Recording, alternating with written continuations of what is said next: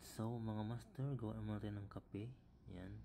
Para sa ating practice muna, no? Tapos iinumin na rin natin siya pagkatapos natin practicein. So yan guys, gawa tayo ng isang tulip lang, no? Basic lang tayo practice. Sa mga beginners dyan, panoorin nyo lang yung paano mag-dropping ng mga basic latte art tulad dyan. So guys, yan ay isang basic lang na tulip, no? So yan, panoorin nyo lang paano mag-drop. Ayan, tapos na. At tayo, magkape muna tayo. Inumin na natin siya. So yan guys, ang ating tulip. Yan, tulip po siya guys, no? Basic lang yan. So tara, mag-inom tayo ng kape guys. Kape muna tayo mga kamaster, no?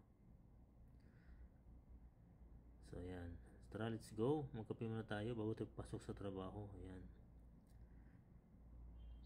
Nakapag-practice ka na, nakapag-kape ka pa. So yan guys, no? So thank you guys for watching. Ayan.